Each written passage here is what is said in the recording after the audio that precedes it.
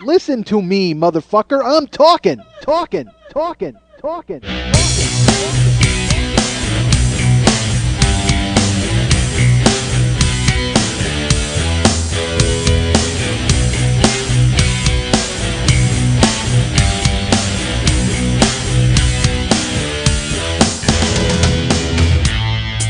I say horrible things sometimes because I think they're funny. My podcast is a verbal mosh pit because it's just me pinwheeling around. You don't know where the fuck I'm going to wind up, and I generally have no idea when it's going to end or start. I'm responsible for this whole goddamn thing. I want a little respect from you people. Hey, what's happening? Mike Schmidt, 40-Year-Old Boy Podcast. Folks, it's been so lonely without you here. Like a bird without a song. I just heard Sinead O'Connor on the way here in the car, and then I sang it in here, and then Lily started to sing it, and we knew the words. Dude, isn't it great when you know words, and then you're like singing together? That's fun. But it's so funny. I listened because Sinead O'Connor, the song "Nothing Compares to You," which was written by Prince. Here's a musical lesson for all of you. It was written by Prince and then recorded by Sinead O'Connor, and then the video was fucking amazing, which I'm sure you all remember, whether you're my age or younger. Older people have no idea. Anybody one day older than me has no idea about Sinead O'Connor. That makes no sense. Actually, that's weird. Lily, you're a skosh older than me, correct? Skosh. A skosh. All right. So that's Lily Bunched Up. She's our producer, and also Wacky Uncle on her spare time because I came to her house and she goes, "Hey, I learned a magic trick." Really? Because that's what I want is magic from my strippers. I told you I went to a strip magic show once before, and I was like, dude, I have no interest in seeing where the rabbit is getting pulled out of. I really don't. Although that would work. I would actually want to see that. But yeah, so Lily just busted out a tiki idol and showed me its cock. I'm like, oh, that's a good trick, I guess. Fantastic. It's certainly a better trick than having me park 9 blocks away and walk to her goddamn house because she doesn't have a parking pass for me. Folks, everything's gone to hell. Everything has gone to hell, as it always has. No, I like it here, and it wasn't that bad of a walk. I always look for fuel. Like it's so funny. I'm always like, oh fuck. I'm gotten to the point where I almost wake up hoping something terrible happens so I can talk about it. Like, dude, that's not good. Shouldn't I want good things to happen so I can talk about them? But how much of a show is there if I go, hey, everything's great? You guys can get me at Mike and Mike Schmidt Comedy. I mean, that doesn't work. I have to have horrible things to fuel me. So I was trying to get artificial fuel off of this, where it's like I come to Lily's house and she called me. First of all, I was late because I was very busy doing web stuff. Are you? You're standing up. You're making an adjustment. What's happening? I don't know what's happening. No, you turned me down in my head now. I don't like that. I like me loud in my head. Why did you turn me down? We're good. Okay. Was it causing a problem? All right. Are you just justifying your producer job by moving knobs? That's what it is. She's just twiddling shit. She's like, you know what? I got to go ahead and make sure that my presence is completely required in between learning sleight of hand and showing off fucking cock from Polynesia Town.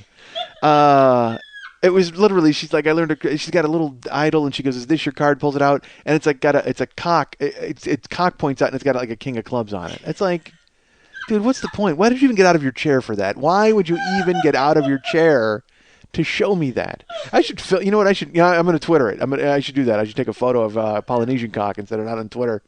And I'll tell you what, the power of my Twitter, I completely overestimated it. I don't have many followers. I don't know, I got like 700, something like that. And I Twittered something on Saturday. Because I remember I told you folks about how I had the orange candy in my cabinet. Yeah. And when you open the cabinet, it falls out like the ping pong balls on Mr. Moose and Captain Kangaroo. It's just like a crazy amount. I have so many that I actually, now we can give away containers of chocolate-covered apricots to like visitors to my home, almost as a parting gift. Hey, thanks for stopping by. Enjoy these. Because I had Red Snapper, a stripper, who came over and helped do my taxes. Which, by the way, doing them with a stripper, much more pleasant than getting fucked in the ass by my tax guy. Oh, my Christ, folks. Yeah, that happened this week. I went last week and I had an appointment with my tax guy, and not good, folks. I can tell you, not good as an individual and also as a business. I got double fucked. I got DP'd. The government DP'd me last week because I became an LLC last year. That was a mistake, folks. I'm going to tell you right now, don't become a business. If you're going to sell shit, sell it out of the trunk of your car and make sure nobody sees you or knows that you're doing it, and steal all the money and keep it for yourself. Let's topple this country from within. That's my message I'm bringing to you today. I demand that we topple this country from within by withholding any and all taxes due.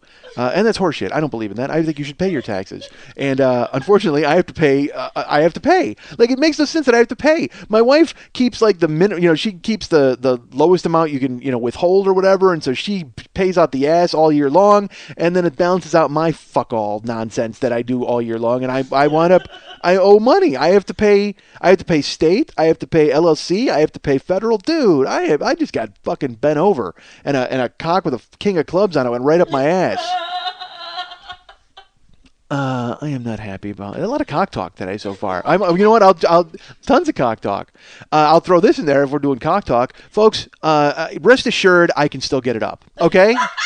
I want you all to allay your fears and think to yourself, because I know a lot of people out there are thinking about it. They're like, Jesus Christ, I hope that hasn't happened to Mike yet. No, it hasn't. That's never a problem. It's not a problem. It's whenever I go for a physical, they always ask it, and I'm always very proud to go, nope, not a problem. And here's why I bring it up to you folks. Because I got junk mail the other day, addressed to Mike Schmidt, Michael G. Schmidt, actually.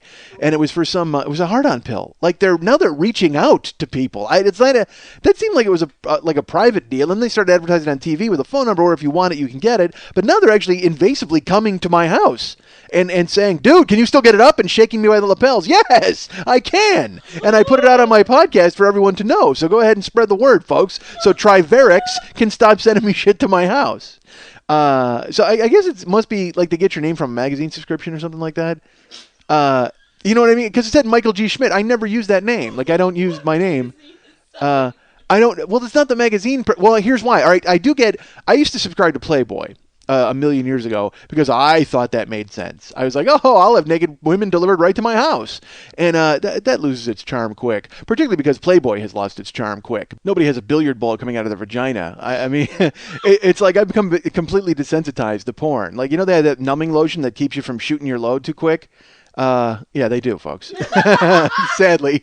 And I don't know it from experience, but I know it from having worked in one of those shops. And I got to, and it was so funny. Guys would come in and buy it. Here's the thing. If you're going into a sex shop and you're buying something, you have no reason to be ashamed because the other guy works in a sex shop. You don't have to hide your fucking eyes from me when you're buying fucking, desensitized ice cream. I'm not going to judge you. Quite frankly, look what I've made of my life. I'm selling you the goddamn stuff, for Christ's sake. The only person worse than the two of us is the guy who invented it. Because that guy's sitting at home, he keeps shooting his load everywhere, and he's like, fuck, I wish I could figure out what I got to do. Here's what I got to do. I got to stick my cock in dry ice and put it in the fucking tube. That's what I got to do. So the people at Triverix can stop sending me stuff. And here's the funny thing. They send me the crazy envelope. It's a giant envelope, and it has like a man. Oh, what was I? How did actually, Playboy. All right, so I got to finish that thought. So Playboy, I subscribed to them, and then for a while I started to get Adam and Eve stuff, and they're like, that guy likes pussy. Let's see if we can reel him in with our stuff. You know what I mean? It's just all of a sudden you get on this weird he likes pussy mailing list, and I'm like, which is fine. I should have been on that since I was 9. That's fine because I mean, dude, I like vagina and I always have. But it just seems weird that all of a sudden they all decided, hey, because this guy now, you know what it is? They had a meeting. They had their porn merchant meeting, and they went, well, this guy's actually willing to let us send porn to his home. Why don't we all try to send porn to his home? So normally it was just me, it was like, imagine I'm a funnel. I'm a porn funnel, and I had enough room where like just porn was going through. It was Playboy. It was getting through. Everything was fine. I'm filling up my porn jar. All of a sudden, everybody started to jam their fucking suet and porn into my goddamn funnel, and it overfilled. So then my mailbox would come with all these like cards, all these dirty, hey, do you like dirty DVDs? Well, yes, I do, but I don't feel comfortable discussing it with you, Speedy McZip Code. What the fuck? So, sure enough, I get this thing this week from Triverix because here's another thing. All right, I told you I subscribed to Playboy. That ended a while ago, folks, because, again, I discovered the internet, and I don't have to fucking pay anybody to bring porn to my home. Because that was the thing, was the convenience of having porn brought to your home. And also, I like the interviews. Sure, I did.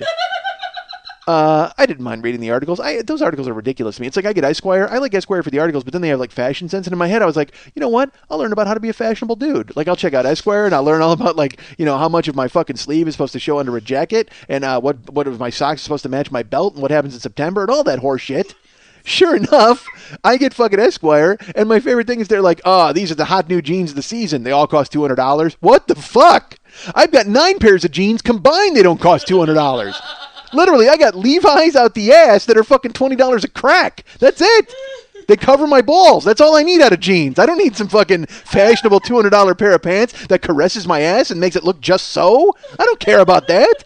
I'm a fat guy. So I guess, Esquire, you're not for me. You are for me because I like your articles, but you're not for me with your fashion advice. I don't need a fucking London Fog trench coat that costs $350. It's going out in the goddamn rain. All it is it's preventing rain from getting on me. I can fucking wear a garbage bag for $1. Why am I mad at Esquire and their fashion advice? All right. So I got Playboy, and because of that, and everybody thought they could jam their fucking nonsense down my throat with porn. And usually, I'm good for that, absolutely. But again, now that there's the click of a mouse, and I can see some chick, blowing 5 guys and getting a crazy Santa beard, then there's nothing I can do about it. All right. So I'm getting ahead of myself. So here, this happened. I don't know if I might have mentioned this on the show. If I did, you got to stop me. And folks, you stop me as well. Because again, you're alive to me. It's been so lonely without you here. It's funny. I saw did you see Sinead O'Connor yesterday? She was on like TMZ or something. It's weird that I heard the song and then because I just saw her yesterday and they run like a picture of her, before when she was bald and what she looked like. Because let's put it this way: Sinead O'Connor, beautiful woman. Crazy when she was in that video, because it was so up close on her face and her eyes, oh my god, gigantic almond eyes, and even with you didn't even notice her hair was gone because her face is so fucking astonishingly beautiful. She's so attractive. And were you with me when we saw the bald chick? And I said, oh look, dude, get this. All right, I'll get me back to where I was. But you know who it was? It was Goebel. Fucking Goebel and his girlfriend and me and Karen. We went out. It was the night of the tease. The night we did the tease, and Lily Mock laughed throughout my entire set. Paul Goebel had come to the show, and he was with his girlfriend. And afterwards, the 4 of us, Paul and his girlfriend and myself and Karen, went out to get something to eat. Are you upset you weren't invited? No, that's fine. Okay, you can make your... Yeah, you're kidding, because Monday nights is Lily business. Yeah. Like, business Lily's in the house, and she's not going to go anywhere. If we went up to you and we were like, hey, you want to go get a waffle? You'd be like, no, I'm having a rouge contest. I'm like... Fuck. Well, I mean, I can't get involved in that. I certainly can't hope to compete. No, we're counting feathers in our boas, and then we're making fishnet stockings, homemade fishnet stockings. Great. Enjoy yourselves. You guys are going to the barn and putting on a show. I understand that. We're having a stack heel contest. Good. I hope you enjoy yourself. So Goebel and his girlfriend and Karen and I go to get a waffle or something, and we went to go eat, and we leave this restaurant, and as we left, there was a couple leaving, and there was a hot, bald chick. She was really beautiful. But we were leaving, and we held the doors, and I held the door for them, and they left, and they didn't say thank you, which is a thing for me. I don't know why, because Because I'm 42. That's why. If I was 20, nobody would give a shit. You know what I mean? Because I would hold the door, 9 people would leave, and I'd say LOL, and then I'd text somebody, and I'd get in a fucking on my bike, and I'd ride home. I'd get in a Mini Cooper and drive off, because that's what those people do. Because again, anybody that age, that's what they do. They get in their Mini Cooper, and they don't let anything bother them. I am bothered by stupid shit. So I held the door for these people, and it was a hot, and the guy was good looking too, but the bald chick was like hot and like nice body, but completely bald. Like, and not just like crew cut bald, like shaved bald. So I held the door for her, and we walk out into the street. And as we're walking, I go, well, it was nice of Persis Kambata to say thanks to me when I held the fucking door. I said that to Goebel, and because I knew he would get it. He's a Star Trek guy and all that stuff. If you don't know who Persis Kambata is, she was an actress in the 80s who was caused a big sensation because she was bald, and she was in Star Trek, the movies. At least one of them, maybe 2 of them. I don't know, because again, I don't know anything about that fucking nerd farm. But I don't care. I know Persis Kambata. How do you forget Persis Kambata? Hot bald chick with that name. So I hold the door. They fucking shove their way through because, again, they're glamorous and fabulous, and they don't need to thank anybody for anything because, quite frankly, they deserve everything that's coming to them. And we walk out, and I go, fuck, well, it's nice of Persis Kambata to say thanks for me holding the door. And she turns around, and she goes, that's a good one. That's actually a really good...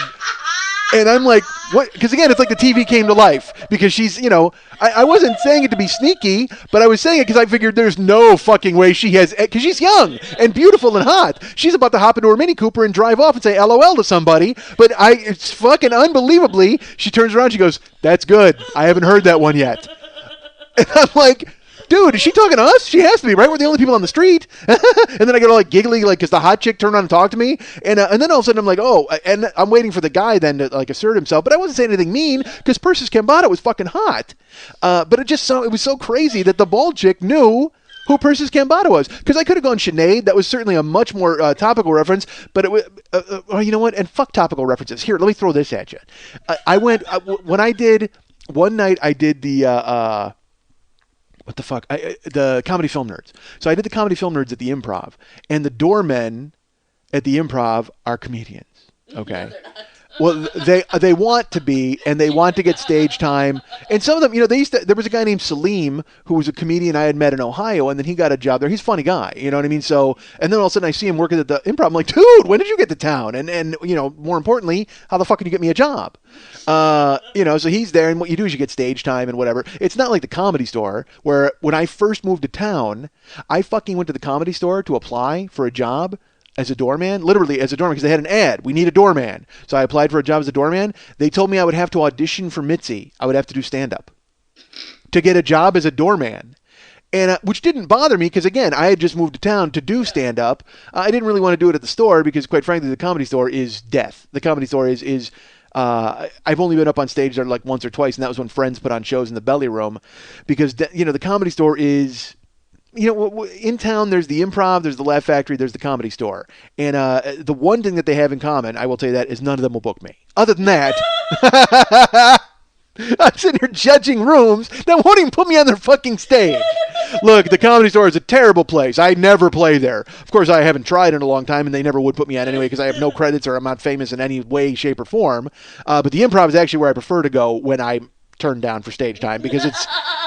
certainly a classier place, and I can feel a lot better about myself knowing that they are the type of club that would never put me on stage. That's a badge of honor, quite frankly. And the Laugh Factory, fuck, that's just a place that nobody gets on. All right, so where am I supposed to be right now?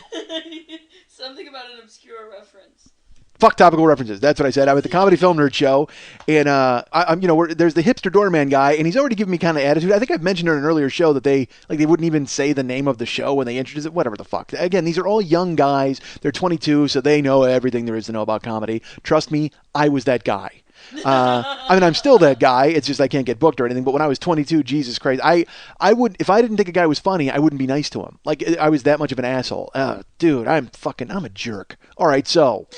That's who these guys are. Now I'm confronted with the ghost of Schmitty past, and I gotta go, God damn it, I hate me. As if I don't hate me now for the decisions that I made and for being that guy and never fucking cracking myself in the head and snapping out of it. But we're there, and a guy walks in and he had a fedora on. Okay, and so I walked up to him, and I go, hey, and I shook his hand, and I go, so is Short Round in the car? I mean, how's that work? Because he got to pay the cover. And the guy, the 22-year-old kid goes, wow, Short Round. Man, that's an old reference.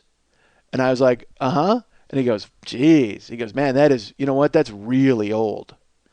So, like, he was busting my balls like he thought that was my reference point. Like I was still stuck in the time of Short Round. Dude, not realizing that, you know what? The whole point of busting out a ridiculously obscure or stupid reference like that is so everybody will go, fuck, dude, how did you pull that? Because... And again, first of all, Short Round, not even that big of a deal. I mean, honestly, that's something everybody knows. Fucking Family Guy makes fun of Short Round all the goddamn time. So it wasn't even anything that was like I was crazy proud of. But at the same time, I felt like I had to defend it because this fucking numbskull steps in with, oh, geez, that's an old reference. Well, dude, no offense, I'm an old dude. All right? I mean, so... And second of all, I wasn't, in my head, I'm like, don't fight with these fucking guys, dude. Just prepare for your set that you're about to bomb at. So I did. But, and how did I even spin off into that? So, topical references, Persis Kambata. Oh, yeah, and she looked at me, like I said, yeah, she's like, oh, I haven't heard that one. Oh, dude, that was so weird. She came to life. All right. And then there was somewhere else. Oh, Sinead O'Connor. Dude, she was on TMZ yesterday, and she's fucking beautiful. A crazy, hot, amazingly hot woman. And now she looks like my 7th grade math teacher, Miss Zaleski. All right, that's what she looks like because, you know what, folks? It's 20 years later. That's what happens to your head. Gravity shows up and starts to pull your face down. So we all wind up looking like bulldogs. It happens. That's what happens with our lives. So, but TMZ making fun of her. Like they ran the picture of her incredibly beautiful bald head from years gone by. And then they're like, wow, look what happened to her in the ensuing years. And would you even recognize her now? It's unbelievable. She's got a full head of hair because she has her hair back. And she's got her hair back. And it's like, you don't even recognize her. Yeah, because it's 20 fucking years later. What the fuck did you want her to do? Like preserve herself and especially her. She was someone, her whole thing, the reason she shaved her head was fighting against the objectification of women. And here it is 20 years later, they're objectifying her right now. Nobody got it. I guess my point is what I'm saying to you folks, don't take a stand because nobody gets it.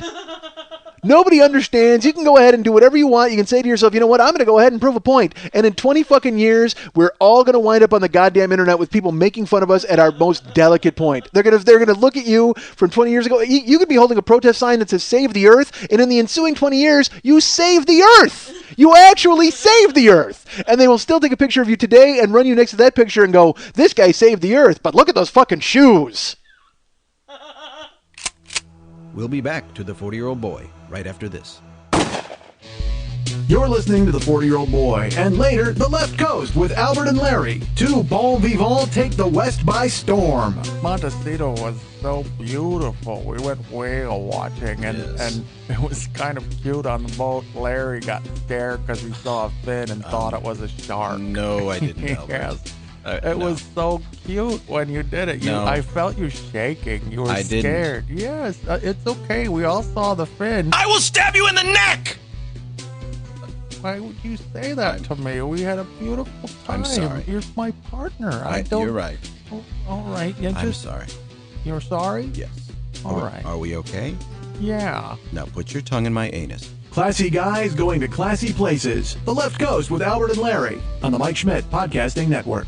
All right. So if we take anything from the first segment of this show, it's that I can still get it up, right? That's what we... That was the basic genesis. That was the message. That was the fortune inside the first 20 minutes of Cookie, right? So keep that in mind, folks. Whenever you're doubting it, and I can prove it. All right. Hold on, I can. So like I said, I'm on that mailing list and all that, and so.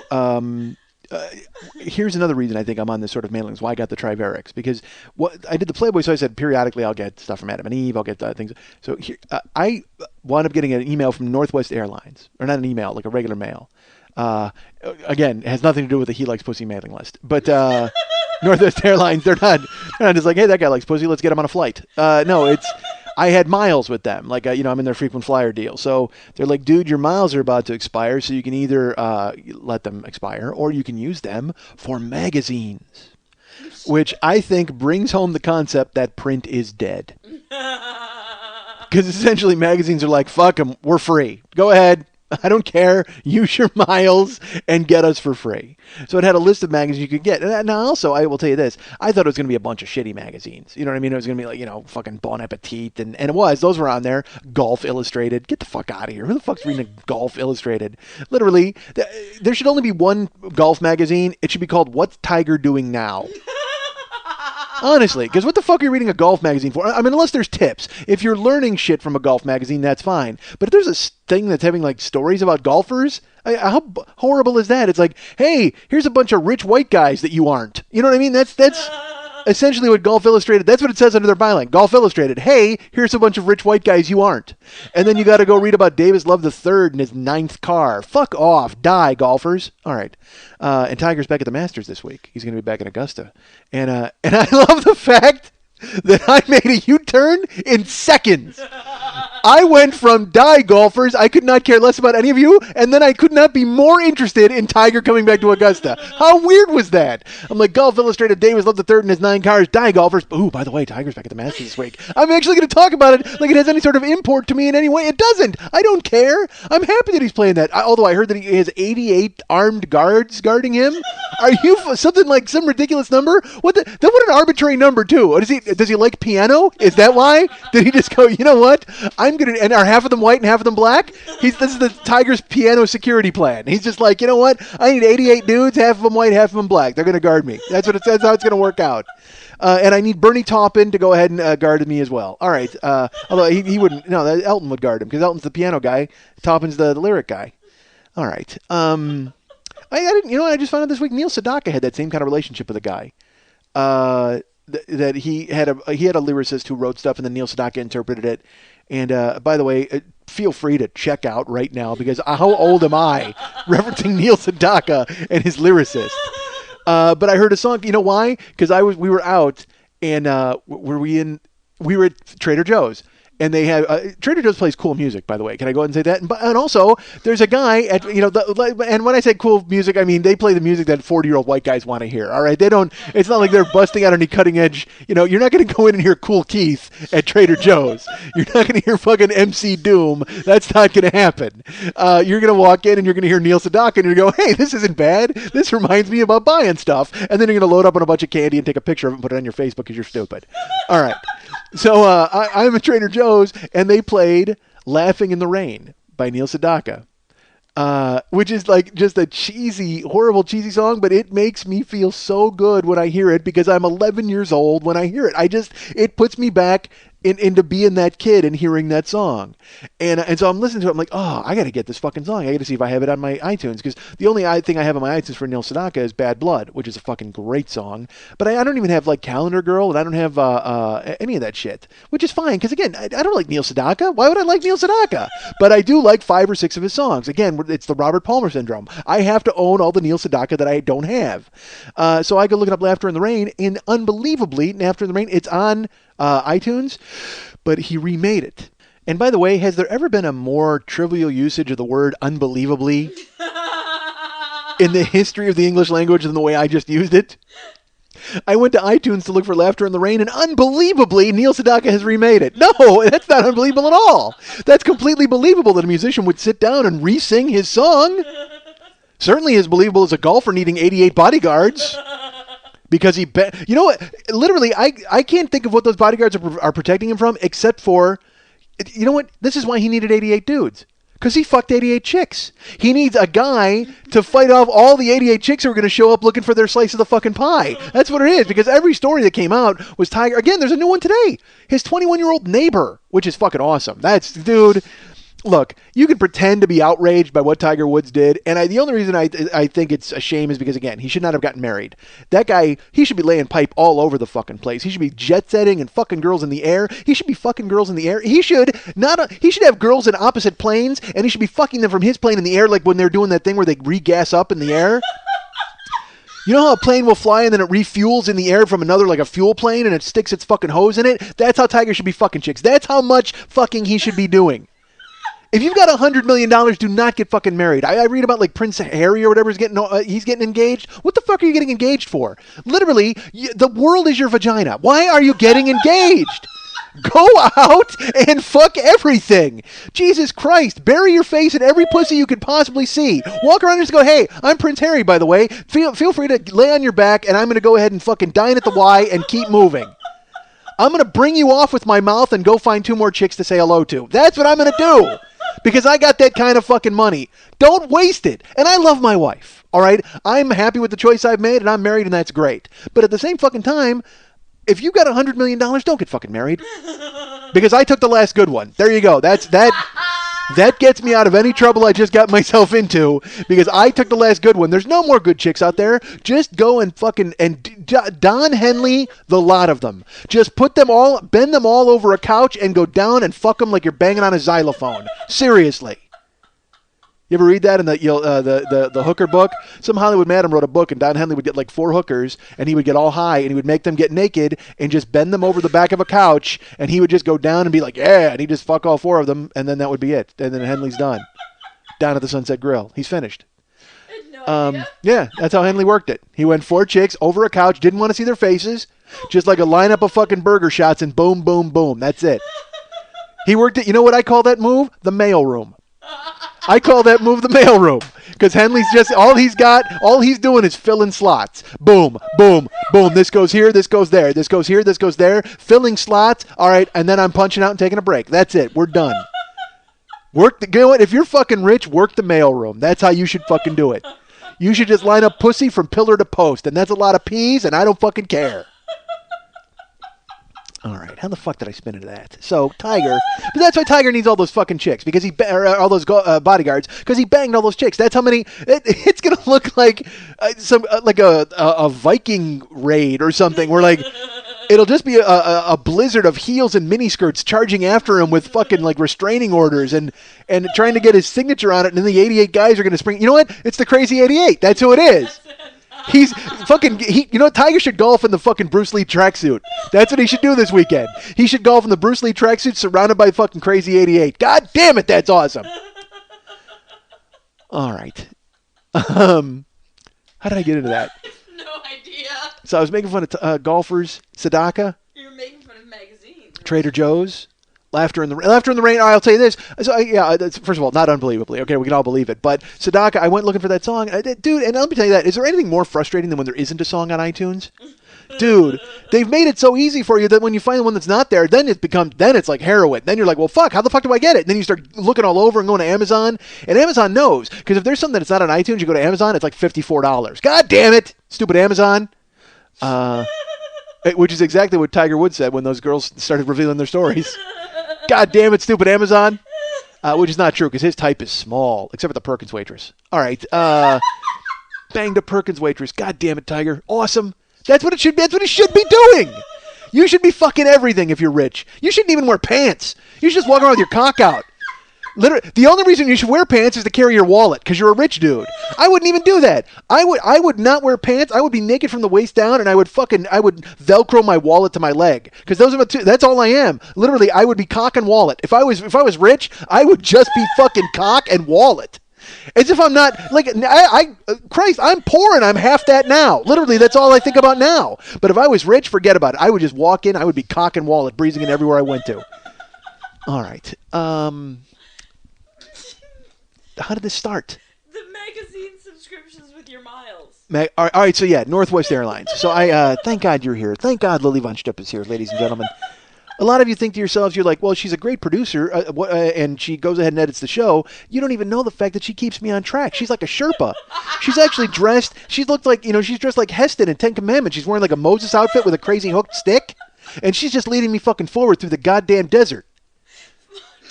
So I have magazines that come to my house, as I've mentioned, and so Northwest, they're giving away magazines for free with the miles, and it's also a bunch of bullshit magazines. But then they have like Sports Illustrated, which I already get. And Entertainment Weekly, which is okay. Again, it's just a pamphlet for entertainment. And that doesn't make any sense. Of course it is. It's Entertainment Weekly. But I was trying to convey the fact that it's a lightweight publication. But sorry, that's what I mean. It's a pamphlet for entertainment. That's what this show is, actually. It's a verbal pamphlet for entertainment. But then they had, so then I thought, well, if this is free, like why don't I just go ahead and subscribe to a magazine I would never buy? You know what I mean? So... because it's stuff that I'm interested in, but I would never buy, like The Economist or something like that. Because I've gotten Time, I've gotten Newsweek, I've gotten all these different ones. But I'm interested in like U.S. News and World Report or like I said, The Economist, something that would have a little heft to it, folks. Something with a little weight. Because again, I flew to and from Minnesota to earn this goddamn magazine, so. I need to make sure that it has the right gravitas. So I said, you know what? I'm going to go with the Atlantic Monthly. I thought about the Weekly Standard, but then I was like, well, you know what? I'll go with the Atlantic Monthly because I like two-word titles in my magazines. So I go with the Atlantic Monthly. So you have to check the checkbox. So I checked the checkbox for that, and then I checked the checkbox for it was Entertainment Weekly, which I got for free. I think. Did I get that? No, I didn't get that. No, I already. I don't know what I did. It was the second one. What the fuck was it? I don't know. So I do that, and I forget about it. I mail it, and I wait. I wait in my mailbox for magazines to arrive, and about a month later, I get a Mylar envelope in the mail. Mylar is silver. It's like those balloons that are silver. That's what a Mylar envelope is. And it says, Michael G. Schmidt on the outside. And I'm like, oh, all right. And that was my frequent flyer name. So that's how I know this came, the Trivarex, the hard-on pills, came via this same circuitous route. So I get the Mylar thing, and I'm like, well, fuck. Why does the Atlantic Monthly get locked in a Mylar bag? Do they not want people to know that I'm some fucking, conservative, or I don't even know who those people are? Yeah, exactly. They don't want me to know I'm a smarty pants. That's funny. So I get it in the house, and I tear it open, and I pull it open to read my weekly, my Atlantic Monthly, my weekly Atlantic Monthly. And I'm excited because I want to hear all about the global economy, and I want to find out about the tempestuous situation with the Nikkei index, and I want to find out about the dollar and the Dow and all those other things that I could not care less about or pay attention to. but I'm hoping to stumble onto one article. Like, here's why. All right, because I was at my wife's when my wife had cancer, which she's beaten and she's clear. Thank you. We're all happy. But I was at her oncologist's office once, and again, you want to stagger into some horrible publications, go to a goddamn oncologist's office. You know why? Because they assume you're all going to be dead in a week, so they give you the worst publications possible, which makes no sense to me. Because they figure you're going to be dead in a week. Shouldn't they have like copies of Hustler and Jugs out there on the table? You're. Yeah, well, I mean, she had, Jugs probably for breast cancer. You probably shouldn't have that. I guess that's a good point. Although it's kind of like having a catalog. Like, you've got breast cancer, and then you go through Jugs, and you're like, hey, look, these were, it's like the new 2010 tits are in. That's what it is. It's like a description for if you've got breast cancer, you should read Jugs, because it's like you're going, hey, check this out. This is what I have to choose from if I get these rebuilt. It's like the showroom floor. Literally, Jugs is like the showroom floor for tits when you're going ahead and you might have to have something done. That's awful. All right, so Karen, so my point is, if you're in the oncologist's office, things are not going well. So they need to class up the publications. They need to get stuff that's a little better instead of having like ARP's monthly magazine. Because again, they figure it's older people. Well, I mean, we're in there older. We're young, and I'm staggering through. So I see the Atlantic Monthly in there once, and I read a great article on tofu. I know that makes no sense, but it was fucking gripping because I'm fascinated by Japanese culture and by people in Japan, and started to read this article about tofu, and that's an ancient art. It's not like podcasting. This is not ancient, nor is it an art the way I do it, quite frankly. But this is all relatively new. This whole technology that you're listening to and I'm bringing to you folks, because I've invented it. But tofu, man, they this is why I admire it. It's that thing where they've got like rain barrels full of soybeans for years, and then they've got to bury it in the ground, and I could be mixing that up with curing ham, but it's something like that. Suffice it to say, I read this article, and it was fascinating to me about these families. There are families in Japan who have made tofu for centuries, and it's been passed down as an art. They're artisans, and it goes down to each level of family, and tofu differs by prefecture, by the flavor and the texture is different by where it's made and prepared in the country. Jesus Christ, I loved it. So I took that article with me to think, well, fuck, the Atlantic Monthly must be all about tofu. So I went ahead. When Northwest came to me and said, do you want a free magazine? I said, fuck yeah, I want Tofu Monthly, also known as Atlantic Monthly. Done. Check the box. So then they sent it to me in a Mylar box, bag, because they don't want people to know that I know all about tofu, which I get. So I tear it open to read about tofu and find out about what's happening in the world. And I pull out my brand spanking new first copy of The Advocate. The Advocate is a magazine for gay people. And is also the box that was right above Atlantic Monthly on my Northwest Airlines forum. So, in my haste to learn about tofu, I instead ordered a 12-month run of Fabulous.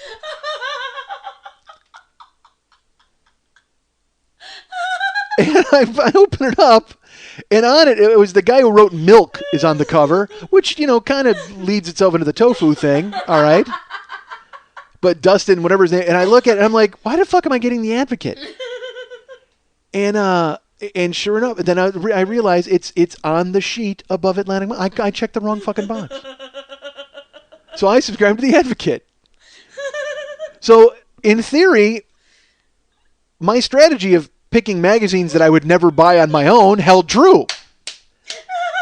I certainly would never buy The Advocate. So now, luckily, I get it conveniently brought to my home. But what's astonishing to me is that it comes in the Mylar bag. Like, I mean, I guess I admire the forethought of, we don't want to out you, dude, so we've wrapped up your magazine. But I just think it's fucking terrible that gay people have to have their packages sent in Mylar so people don't know who they are. That is, Jesus Christ, on a larger level, folks, as much as ridiculous as I've brought to the table here, I think we can all agree that that's a fucking shame, right?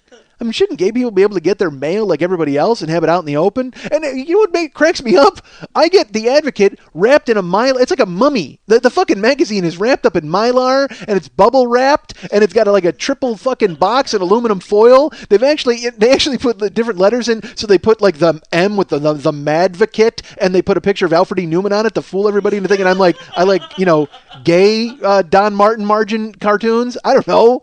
They're doing everything they can to trick people into not knowing that I have a gay magazine, and yet they sent me the largest hard-on pill thing in the world out in the open.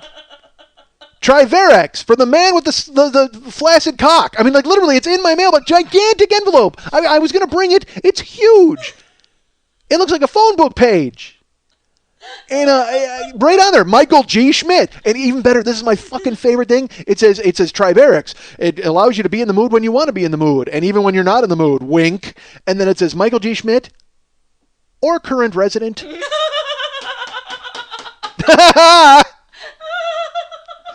So it's just like, hey, Michael G. Schmidt, or fuck anybody else who can't get it up at this goddamn address.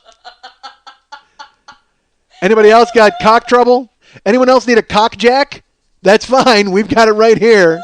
Whoever fucking opens this envelope, please know what you're getting into. Michael G. Schmidt or current resident. In case that other guy killed himself because he couldn't get a hard-on anymore, we hope you'll take advantage of this fantastic offer. Wrap that up. Put that in fucking Mylar. Really. I don't understand. You know, we need to fight this crusade. Gay people want to get married. Gay people can't even get fucking mail. Horrible. You're listening to The 40-Year-Old Boy on the Mike Schmidt Podcasting Network. And later, Poopy Tinkle Caca Farts.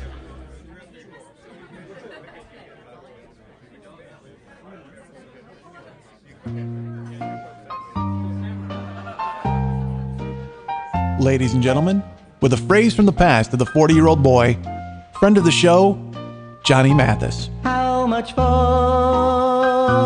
a Toledo handstand, or maybe a backdoor penguin?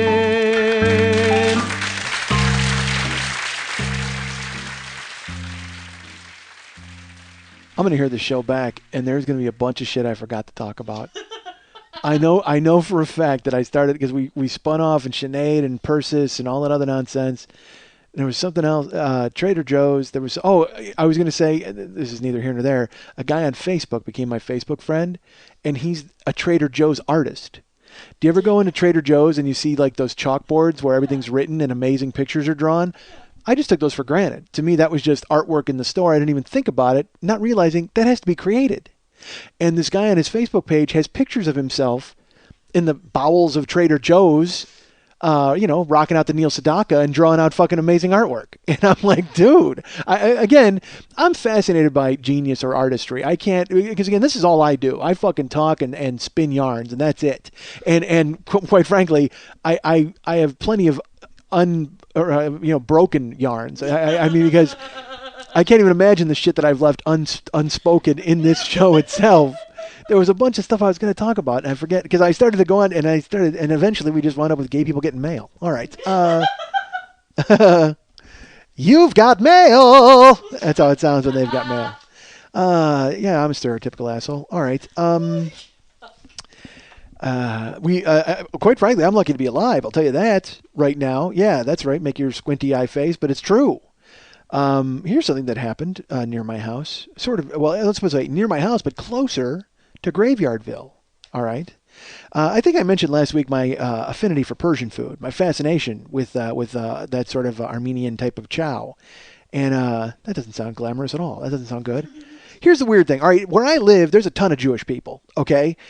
And I mean a ton. And the weird thing is I don't get it. I don't get their religion. I don't get who they are or what they do. I respect it, and they can do whatever they want, but I can't be, bothered to comprehend it in any way. All I know is for some reason, they're always out walking at night. I don't know if Jewish people, is there an element of vampirism to Judaism? Is there something like that? I don't know why because I don't see them during the day walking around in their cool suits. And that's the thing. You'll drive it, and they're out with their children. Like it's total all family, Jewish families out at night. I'm talking like 11 o'clock at night. They're walking around, and it looks like half the time it looks like the fucking Reservoir Dogs are out leaving breakfast. You know what I mean? Because they got the fucking black suits on, and they're all walking kind of astride, shoulder to shoulder. And I can hear a little green bag in my head every time I see these Jewish families walking around. That's where I live. There's like a lot of Jewish people and also a ton of Armenian people. So I guess what I'm saying is there's a war about to break out. But that doesn't. They get along, right? Do Armenians don't have a beef with the Jewish people? I have no idea. Maybe that's why the Jewish people come out at night. Maybe that's why they keep it on the down low under the cover of darkness, so they don't have to get a fight with the Armenian people. I have no idea. But if you're the Armenian people and you see the Jewish people walking around in their Reservoir Dog suits, you don't fuck with them because, quite frankly, who knows? They're on their way to knock up a jewelry store and shoot 4 cops. That's what they're going to do, goddammit. And then one of them's going to get gut shot, and then he's going to tell them that he's really, really from Milwaukee. All right, that's from a movie. Never mind. What was I going to talk about with the Jewish people walking around? And then so there's restaurants that appeal to these people, okay? And like I said, I like Persian or Armenian food. So I don't know what Jewish food is. I mean, there's matzo ball soup and gefilte fish and stuff like that. I don't eat that stuff. That's deli stuff. But it's weird. There's restaurants that will only cater to that faction or to that group of people. There's a restaurant by my house that's closed all the time.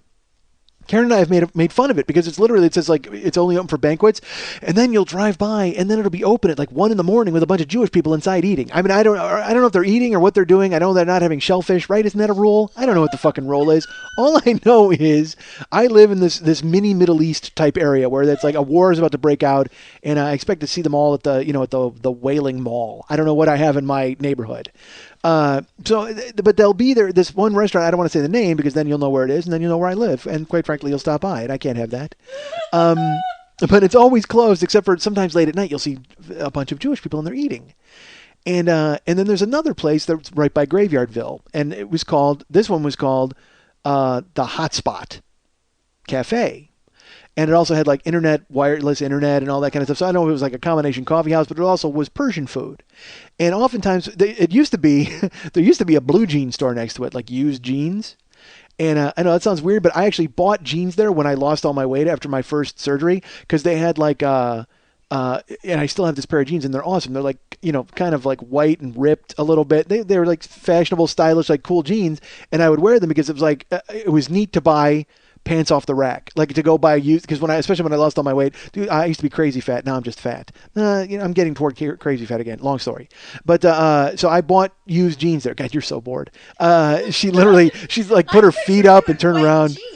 They're not white. They're blue jeans, but they're faded. They're kind of ripped. Yeah, you thought I was wearing white jeans? I was. You know why? Because I was with the Armenian guys. I was like, hey, Badi, and I went ahead and bought some white jeans and some gold chains, and I constantly carved off pieces of pita like Pavarotti eating cheese, which never happened. That's from SCTV. All right, so. So it's funny, this used to be a used blue jean store, but now it's become an Armenian-type cafe internet place called the Hotspot.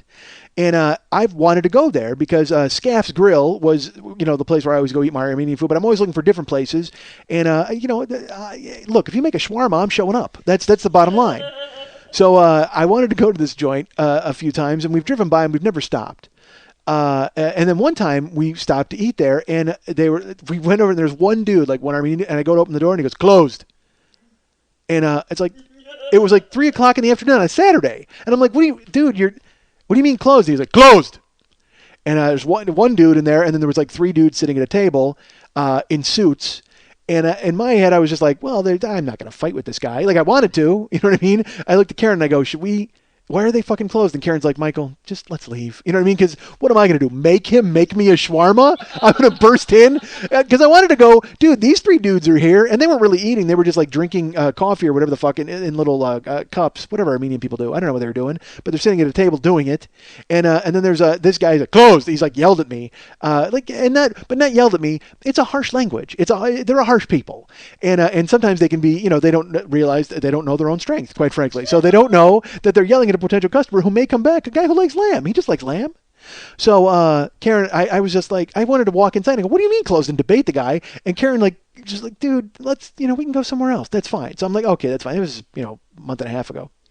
So this week, Saturday, Karen looks at me and goes, "Hey, there's a shooting in North Hollywood. I just saw it on the computer."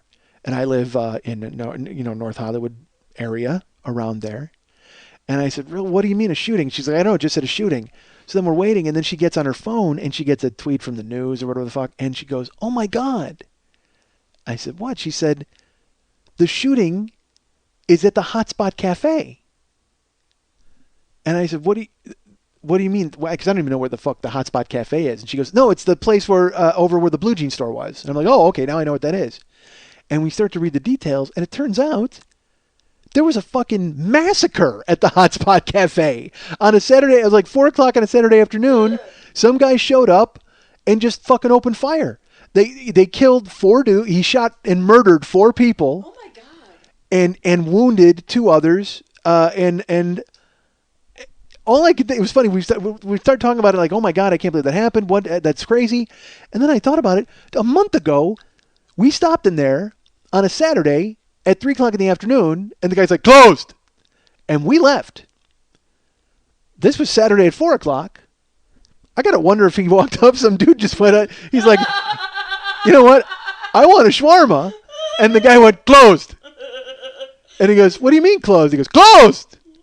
And this guy whipped out his gat and fucking sprayed down the whole joint. That'll teach you to be fucking closed on a Saturday afternoon.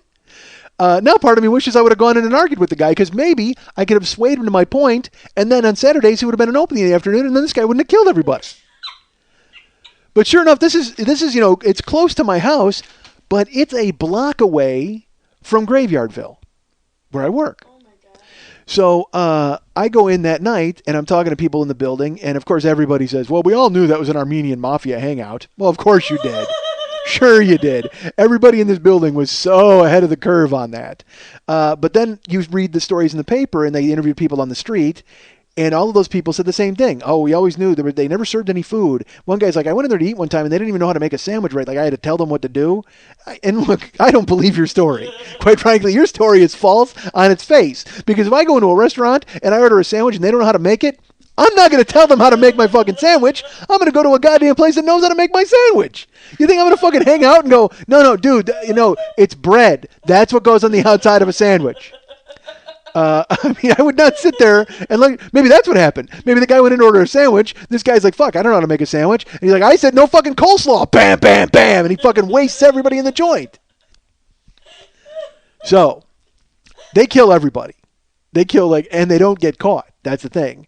They said there was at least 1 gunman, maybe 2, and they didn't catch them. So I go in, like I said, I go into Graveyardville, and now I think to myself, because that whole street is blocked off. There's like cones and flares. It happened at 4 o'clock in the afternoon. About 11 o'clock, I'm over there, and it's still all blocked off. They're still doing their investigating. Fucking Benson and Stabler are still walking around and picking up shell casings with the ends of pencils, like they often do on fucking television. And I, of course, wanted to stop down there because, again, I'm in a security capacity. I wanted to go ahead and make sure there was something that I could do. But I go to Graveyardville, and I'm sitting there, and now I realize, I'm like, you know what? I'm actually going to have to protect this joint now, because they didn't catch the guys who did the shooting, so obviously they're still at large. And if they're at large, perhaps they're looking for a place to hide. So now I have to stay frosty like all night long. I got to make sure I am keeping abreast of the situation, and every time the gate opens, I got to go ahead and look at it, and I've got to make sure that I don't hear any voices. I have to stay completely frosty and protect this fucking building. So I'm there, and I'm waiting all night Saturday. Nothing happens. I'm like, all right, good. Nothing happened. So I leave in the morning, and I notice that the roadblock, the cones and the flares are all gone. So now it's time to see if I can contribute anything to the case. So I go down there, and there's no police. Again, it's a block away from where I'm at. So I drive down, and I'm just going to drive by until I see that the door is wide open on the restaurant. So I pull up in front, and again, no cops anywhere. But there is a car across the street, and someone's in it, and they've got their lights on. It's like a Mercedes across the street. And I go and do a U-turn, because now I'm going to pull out, and I'm going to get out and look around the restaurant, because why not? Oh my God. So I have to drive up another like half a block before I can find a place to turn around. Because you can't turn into the parking lot of the place because it's got yellow police tape. So there's yellow police tape all around the entire little strip mall. So I pull up, I drive about another half a block up. And as I drive up, I see that the guy in the Mercedes turns his lights on. So I'm like, well, he must be leaving, so maybe I'll take that parking spot. So as I go to back up and turn around, it dawns on me that cops probably aren't on a stakeout in a Mercedes. And they didn't catch the gunman. So maybe this is like the gunman here to try to erase clues that he left behind. Or like, I don't know who the fuck he is. Regardless, the point is, my imagination gets the best of me, folks. I mean, like, I'm still scared of the dark. And not really scared of the dark. I could go into the dark, but in my head, I imagine what's in the dark. I don't know if you guys do this too. I guess a child does that. Children are scared of the dark because they don't know what's in the dark. Okay, I'm not afraid of the dark. I can enter the dark, but I needed to get light kind of quick because in my head, I think about what's in the dark, and not in the dark of my head. I mean, and I'm really good at scary. All right, I can scare the shit out of myself. The worst is like when Karen will go out of town and I'm alone in my house, and I'll be in bed and it'll be all quiet, and I've actually bought a fan to make noise, and the fan is, ostensibly I bought the fan so I would have noise to help me sleep. Realistically, the fan is there to make noise so I don't hear scary noises. All right, I'm not going to lie to you. I don't want to hear a creak or anything like that. Because, I mean, Karen and I have been in bed before, and I've heard a creak or something out in the living room, and I'll, I have no gun. Again, I've mentioned you, guns seem important to me, so I don't want to have a gun. So what I'm going to do is I'm going to fight a guy. But if he's got a gun, that's going to be a fucking problem. So what I always do, I've got a baseball bat in my room, and I'll grab it. And, here's where I'm always torn. Right? When I hear something out in my living room, I don't wear any clothes when I sleep. All right. I'm completely naked when I sleep. So, first of all, I don't even need the bat. If I open the door and a guy sees me completely naked coming at him, boom. End of confrontation. That guy, he wants nothing to do with nude fist fight with fat guy. And I can't blame him, quite frankly. So I'm always torn between getting dressed. Like if I hear something out in there, because I want to go and take care of it, but at the same time, as long as the door's closed, I figure I'm okay and I got time to throw some clothes on before I go out and have the fight, because I don't want to have the nude fight. Does that make sense? I'm crazy. I know I think about these things and I'm trying to figure out exactly what the fuck I'm going to do with myself. Because I don't want to have a nude fight. Nobody wants to have a nude fight. So I try to figure out if I can get dressed, and then I grab my baseball bat and go out there, which is stupid because again, if a guy's got a gun, he's going to kill me either way, whether I have a bat or I don't. Who breaks into a house with no weapon? Nobody. Some junkie? That's not happening. But still, it doesn't matter. I'm still going to go out there and fucking brawl. All right.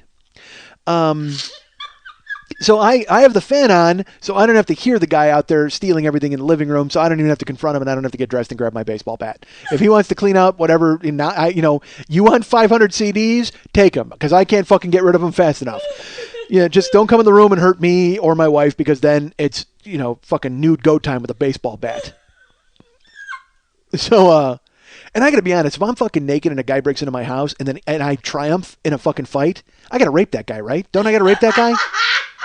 I mean, I don't want to, technically. I just think that I have to seal the deal. So he tells the other guys in the yard that you can't fucking come in my house, right?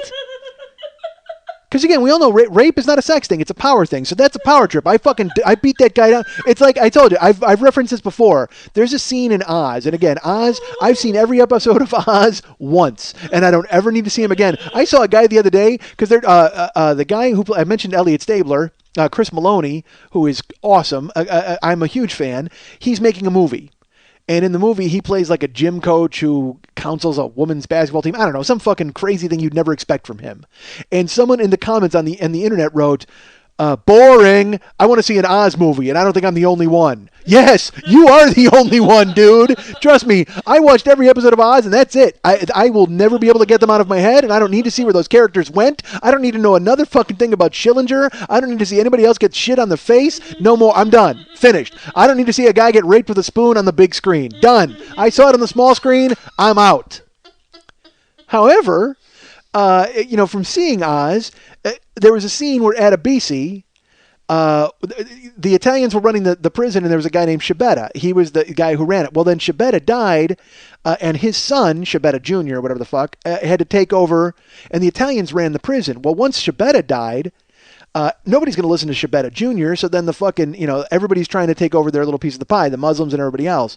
So there's a scene where Adebisi is in the lunchroom, and they try to hit Adebisi to send a message to his group. I think he was not the Africans. I don't know what the fuck. He was with the blacks. I don't know. Look it up.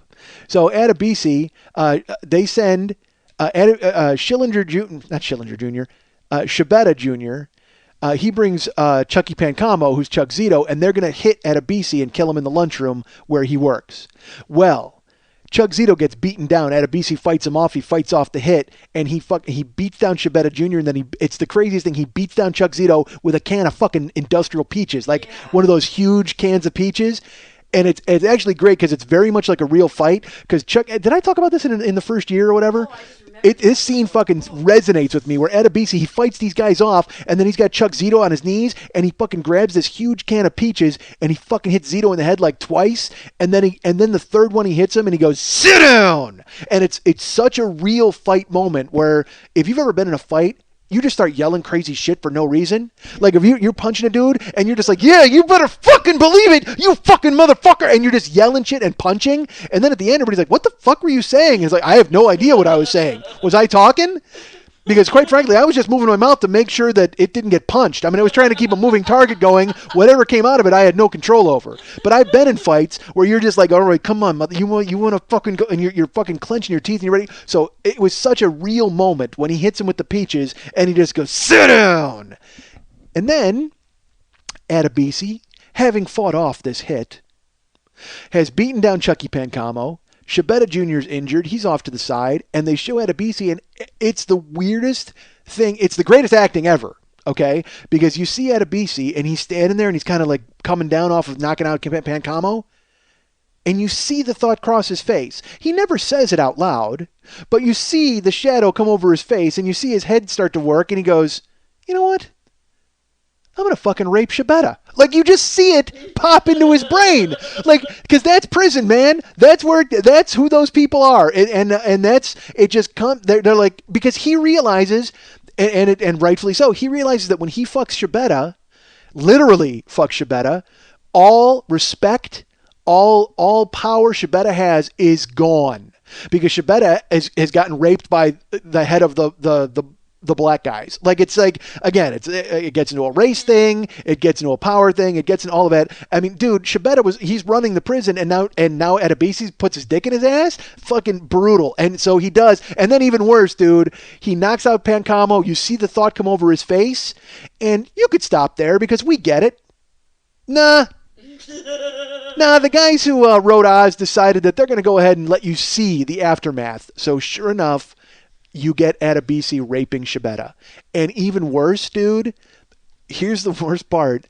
He Henleys him. All right, he Don Henleys him over a fucking lunch table. He just he goes mailroom on him. He throws him up on the table, and he yanks his pants down. Like, you get the whole scene. Like, it's not implied. It's the only thing you don't see is actual penetration, but it doesn't matter because everything else that suggests it, from Schibetta fucking screaming to Adebisi smiling, you're like, this is the most horrible thing I've ever seen in my life. And I'm proud that I could bring it to you folks today.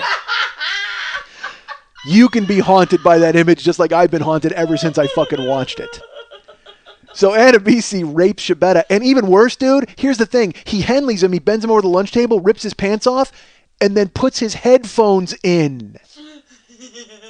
Puts his headphones in and then rapes the guy with this huge smile on his face. Oh, and we don't get to hear, we're not privy to the soundtrack that Adebisi is listening to, which is too bad. Because I actually think it was Music to Rape by Henry Mancini. I think in prison, that's what you have on your iPod. Music to Rape by Henry Mancini. Which actually was released later by Chuck Mangione. Chuck Mangione actually also put out Music to Rape by 2, The Cocktail Hour.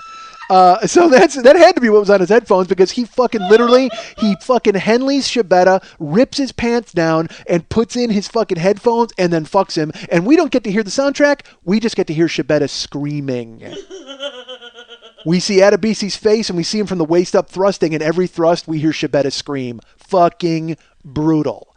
And that is what I will do to anybody who breaks into my motherfucking house. I will fucking knock that guy out, and I will put my headphones in, I will bust out some Mancini, and I will fuck you in the ass if you break into my goddamn house. So you better think twice. All you fucking criminals out there, you better be thankful for the fan that I've got in my bedroom, because I don't hear you and all your nonsense out in my living room.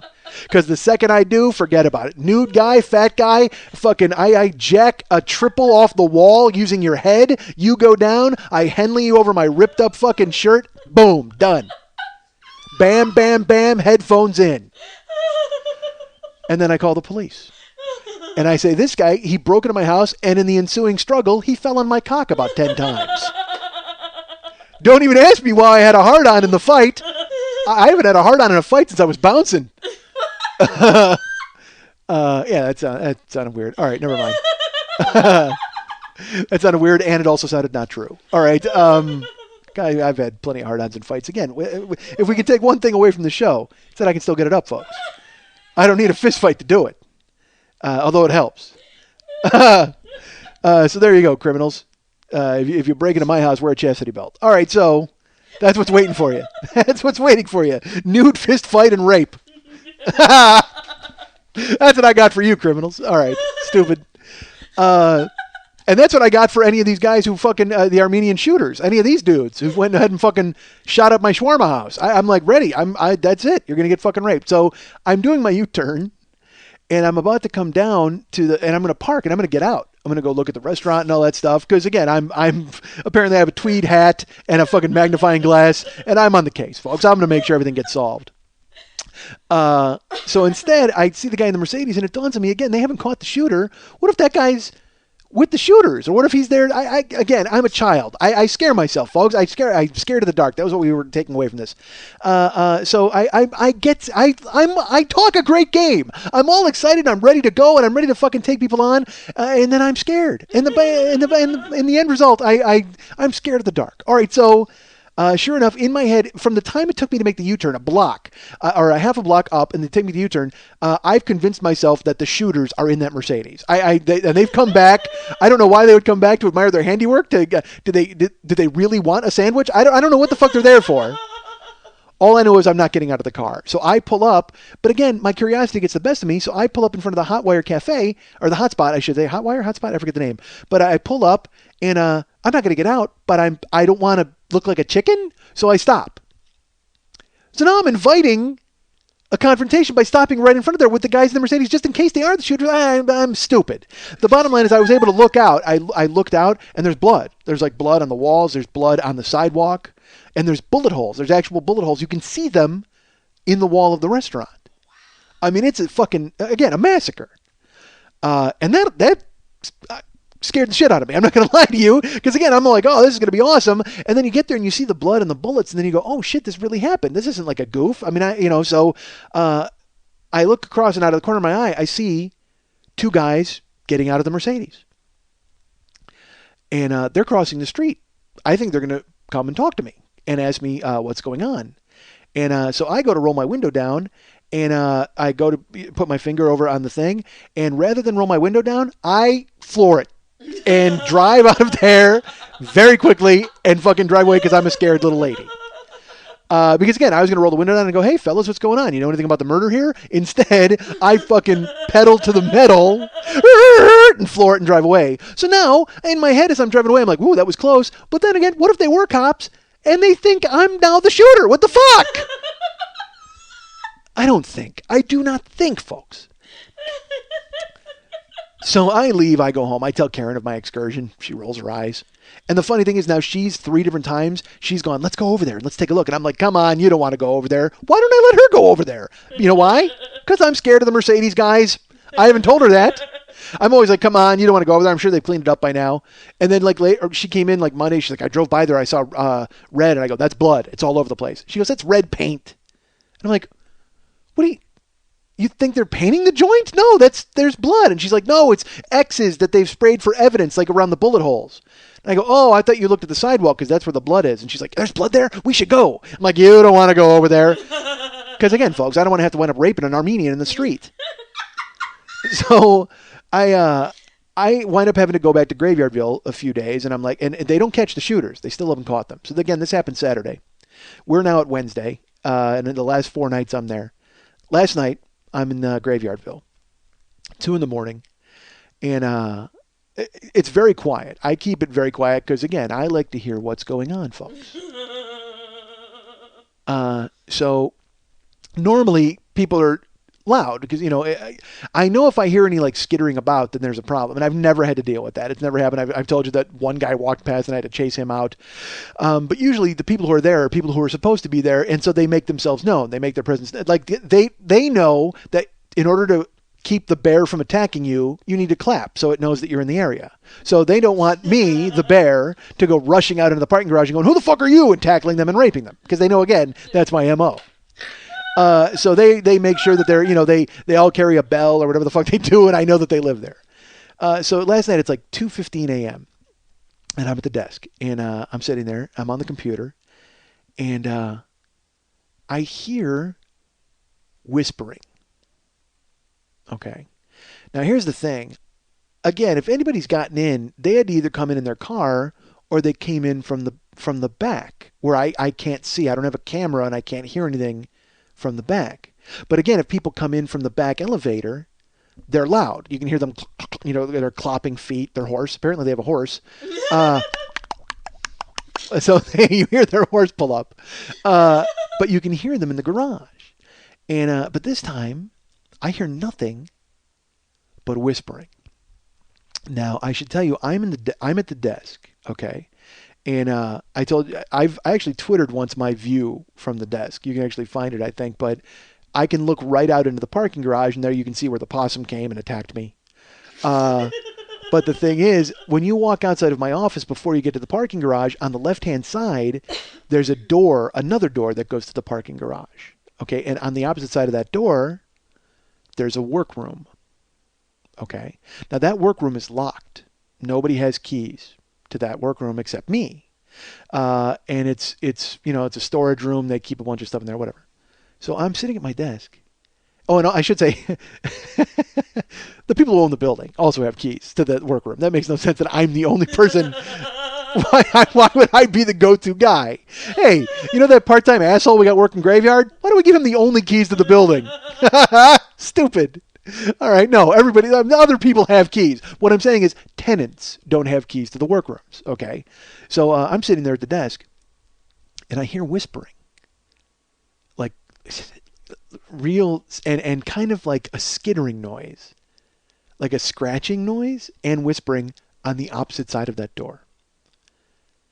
And I have no idea what the fuck it is, because there's, you can... People have keys to that door to let themselves into the lobby, people who live there. But the only other thing on the opposite side is the workroom door. And then I realized that the skittering I'm hearing is someone like digging at the doorknob or at the lock without a key. So if somebody doesn't have a key, have you ever tried to break into a house? We all have. If your credit card doesn't work, you can use a butter knife and jack a lock. Yay. Okay. Well, I mean, not into the keyhole itself, but you can slide a butter knife into between the door and the lock, and like do that, and you're in. But don't do it at my house because you'll get raped. So that's why deadbolts are so important, folks. Lock your deadbolts, because your doorknob can be with a fucking butter knife. You're in. All right. So, and I tell Lily this in her building built in 1860. Sorry. Oh, you have deadbolts? Oh, you don't have a deadbolt? Dude, listen to this. I'm in her, where we do the show. She's got a deadbolt, and she's got like a chain lock. And then she has a board across the door, like a castle, like in old times. So literally, you would have to have a battering ram and 9 dudes to get into this kitchen, as long as you can get past the moat, the heroin moat that's outside of her fucking door. In Junkie Central. But yeah, I mean, literally, it's a board that goes across I'm taking a picture of that. I'll Twitter that later, too. That's hilarious to me.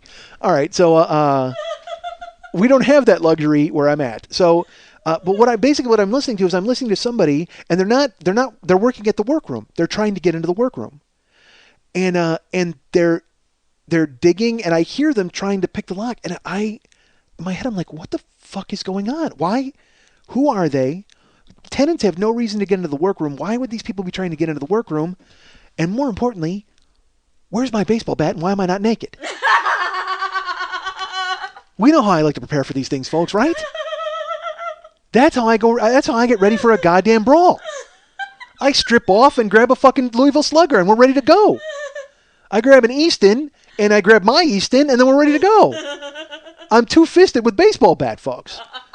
So, yeah, look, if I'm going to have a fight, I got to get a hard-on quick. All right, so I hear voices and I hear whispering and there's skittering and then I hear like a pop and I hear the creaking. They're in the workroom. They've broken in. They've gotten into the workroom. So now I know there's trouble. All right, now, because again, if it was somebody who lived there, they would have said something to me. If it was the owner, he would have said, "Hey, Mike, what's going on?" And he would have told me what he was doing. Nobody's whispering and trying to break into the workroom. That's not something that happens every night, particularly 3 days after a fucking massacre down the street. So now I'm thinking maybe these dudes did the shooting and then they broke in here and they've been living in the workroom for 3 days hiding from the law. Because again, folks, I'm an idiot. It can't just, that's what it has to be. It has to be the guys who did the murder down the street. It can't be anybody else. So I'm like, I got to call the fucking cops. I mean, this is what I got to do, right? But then in my head, I go, you can't call the cops. You don't know what this is yet. And besides, you're the first line of defense. You need to get out there and see what the fuck is going on. So I'm freaking out. I have no sound except I hear the people. Now I hear them rummaging in the workroom, like moving shit around. So now I'm thinking that they're stealing stuff. But I mean, I've been in that workroom. What are they stealing? Industrial solvents? What the fuck are they taking? So I don't have any weapons. I don't know what the fuck I'm going to use. So it goes like Pulp Fiction when he looks and it's like he goes chainsaw, he goes baseball bat, chainsaw, samurai sword. I look around the office and all I see laptop, lamp, propel. That's not going to help me in my battle. So then I start looking through the drawers quietly. I don't want them to hear me because I don't want them to know what's coming at this point. Because, rape is much better by surprise. So I start looking through and I find keys. There's a key ring that actually has the keys to the workroom on it. And it has like 10 keys. So what I do is I grab those in my right hand and I put all the keys between my fingers and I make a fist.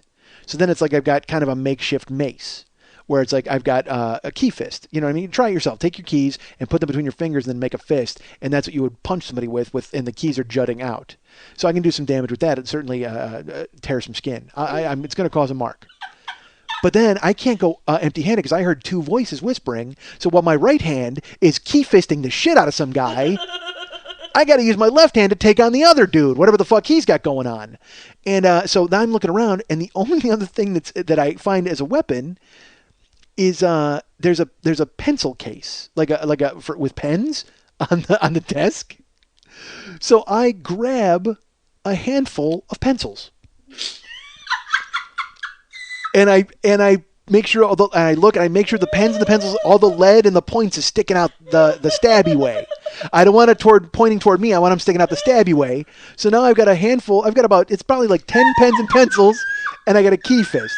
So I got a key fist and a pencil holocaust, and that's what I'm fucking coming after you with. Because you're gonna get, you know what? I'm gonna twist your locks and I'm gonna fucking lead poison you to death. So, again, right hand is key fisting the shit out of a guy, and then I'm just fucking autographing the other guy with a handful of fucking pencils, and I'm ready to go.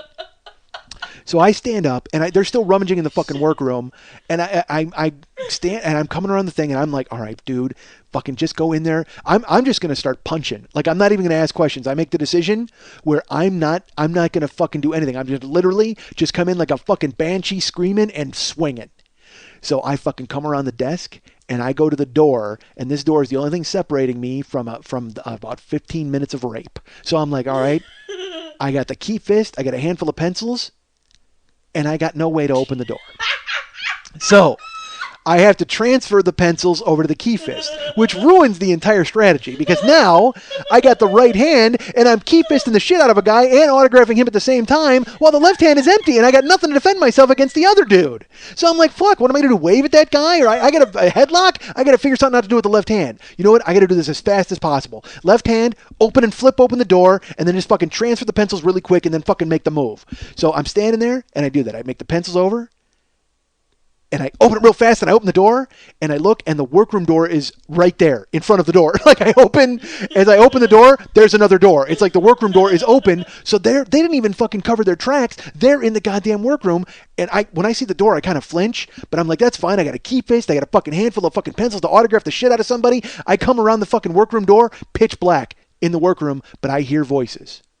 And I'm like, all right. So I reach over to go and flip on the light switch because they can't see me yet, okay? Because I'm still kind of silhouetted in the dark. They don't even know that I'm there, so the element of surprise is upon me, and I can still rape the shit out of these guys. They're going to have no idea that it's coming. So I fucking reach around, and I go for the fucking light switch, and I flip the light switch, and I'm like, who the fuck are you? Light switch does not come on. I reach over, I got my hand on the switch with the key fist, and I flip it up, and I'm armed with fucking pencils and key fists, and I go, who the fuck are you? No lights at all. Completely pitch black. Now, I should mention that this workroom is L-shaped, so it goes all the way down, and then you can go and take a left, and then there's an addition to the workroom. So they're deep in the recesses of the workroom. They have no idea who the fuck I am. So I go, who the fuck are you? And it's still pitch black. And then all I see is a flashlight beam come around the corner. And I fucking whip the pencils like dart style. Like instead of stabbing them, because they come around the corner, they're not close enough for me to start swinging and punching. So I just fucking, the stabby part is throwing out. So I don't even get a good, like, over the hand. It's left-handed, too, because I'm going to throw like a girl. So I'm holding key fist, and I get the pencils like this. And all I do, imagine, folks, if you had a glass of water and you threw the contents of the water on somebody, that's how I throw the pencils. Like underhanded. Like I've got a handful of fucking pointy pencils. They come around the corner. All I see is a flashlight beam. And I'm like, ah! Ugh! And I throw a handful of pencils. And I just hear them. They bounce off whoever's got the flashlight. And they fall on the ground. And the guy goes, whoa, hold on. And I'm like, who the fuck are you? And I can't see him. All I see is a flashlight beam. I got a key fist. And all of a sudden, somebody grabs me on the fucking shoulder. And I go, ah! And all you hear is the keys hit the fucking ground as I jump in the fucking air. No lights, flashlight beam. I throw the pencil. That guy goes, calm down. Someone grabs my shoulders. Ah! I scream like a lady and jump in the air, drop the key fist, lose the pencils, and I deserve to get raped at this point because any thought of being a man is out the fucking window. And this guy, I literally jump. I leap in the air when the guy grabs my shoulder, and there's no lights, just a flashlight beam, and he goes, hey, and I go, oh! And he goes, hold on, buddy, Con Ed. And I'm like, what? And they go, we're from the electric company. And I'm like, and I don't see anything still. I just see, literally, I'm seeing pin white around my eyes and shapes. And I'm like, what? Huh? And he's holding my shoulder. He's like, calm down, buddy, calm down. We're from the electric company. And the other guy with the flashlight beam now comes up to me, and I all of a sudden my eyes adjust to the dark and to the people, and I look, and they have hard hats on. The guy with the flashlight walks out kind of into the light, and I turn around. They have tool belts and hard hats. And what happened is apparently there's been a breaker problem, and someone called. And I'm standing there, and I'm like, and I'm still frosty and kind of like just shaking. And the guy's holding my shoulder. He goes, oh, man, there's nothing worse than getting scared in the middle of the night, huh? And I'm like, yeah, uh-huh. Where are you from? What are you doing here? And I walk out into where it's light, and I see them, and they have tool belts on, and they're nice. They're just like men. They're nice men. I guess they're nice men because they didn't punch me and rape me. But I'm shaking. And the dude comes out with the flashlight beam. We're just standing there, and he's like, they're like, get a hold of yourself. Are you okay? And I'm like, yeah. What are you doing here? Who the fuck are you guys? And he goes, we're from the electric company. There's a breaker out that's That's why the lights didn't work when in that room. So it turns out that the people in certain apartments had called, and in that workroom, that's where the meters are for the electric guys. I'm shaking. I'm standing there. I'm shaking like I have hypothermia.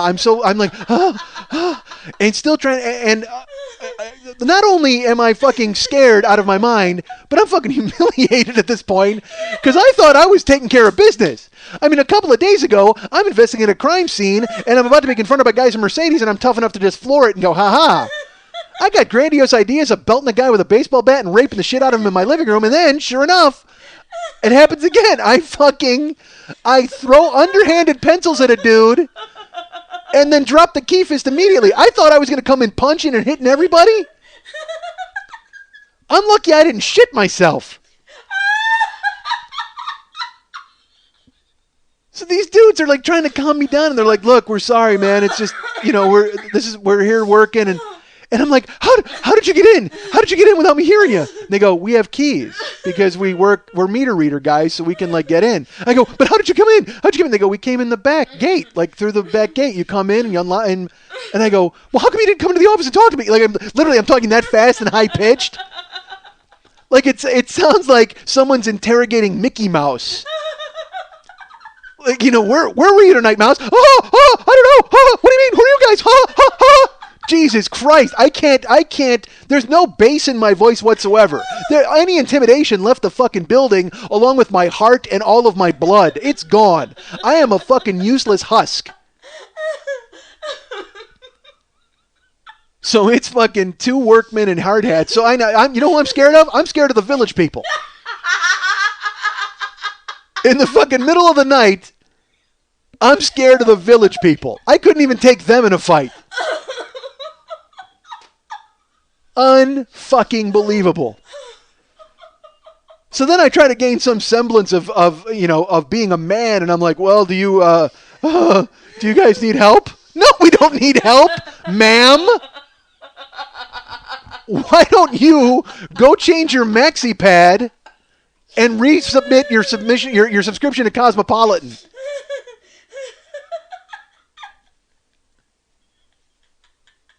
You know what? Literally, the only thing that I was missing was my copy of The Advocate to roll up and hit them with.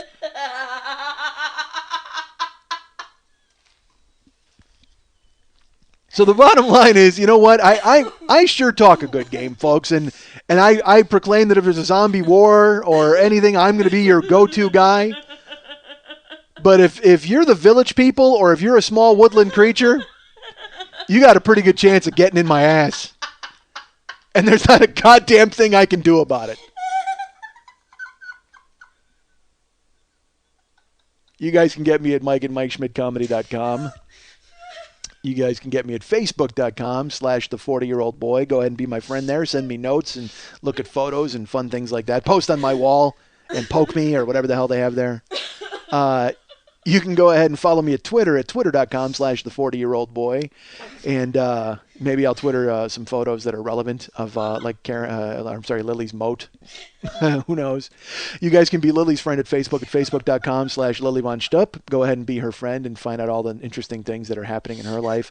And if you want to follow her on Twitter, you can follow her at twitter.com/LilyVonStupp, or you can follow her at twitter.com/MNTs. And if you want to send her an email, go ahead and send her an email at lily@burlesque411.com. That's Lily, Lili, at burlesque411.com. Hey, all you fans of the 40-year-old boy. Mike's got new stuff to sell you, stuff he hopes you'll enjoy. Just what's for sale, of course we do not know. All we can tell you is where you should go.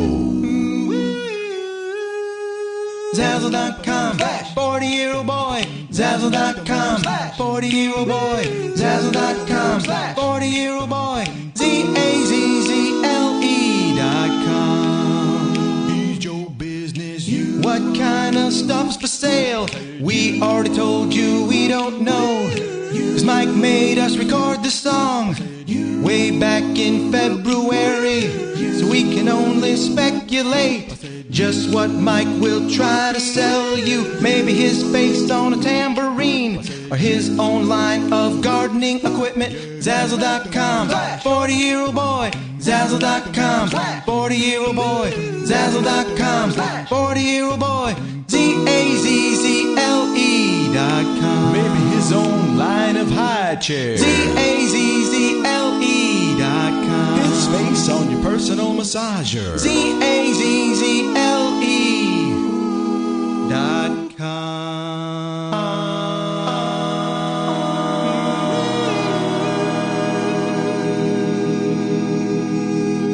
Want to remind you folks about the Monday Night Teas every Monday night. Go ahead and check out the Monday Night Teas. Hey, Lily. Hey, what? Who's there this week? Keefus guy. Keefus guy. Sure, he's going to be there. I'm sad now because I don't want you to think that I'm less of a man. I mean, I don't care if other listeners do, but I want you to think that I can protect you if somebody came in and got through your 900 locks that you have here in the kitchen, in this old ancient building. I don't think less of you. I still think you're a very strong man. Sure, I'm sure you do. Okay. So who's the Monday Night Teasers this week? Who's hosting? I don't know. We don't know, but I'll tell you what, folks. If you go to twitter.com/MNTs, you will get any and all information regarding tickets and things like that for the Monday Night Teas. And it's dude, it's half naked chicks. Who cares who's there? You don't need names. Seriously. How many performers are there? Just guess. There are. Give me a ballpark number. There's always 8. There's 16 tits. What the fuck? It's like, why do you even need names? There's 16 tits at this club on Monday night, and We're doing the telethon show. Oh, there's a telethon this week, and that's raising money for a fake charity cause. What? So it's a fake telethon? Yeah, Patrick the Bank Robber hosts it. Like Okay. A Jerry Lewis telethon. Oh, so it's like a mock telethon with nude girls. Come on, how do you not go to that, folks? It's awesome. Yeah, so go check that out, and maybe Doug Beatty will come by in his wheelchair and make everybody feel good. That's a reference for nobody. That's a reference that a doorman at the Improv would go, wow, that's an old reference. Fuck you.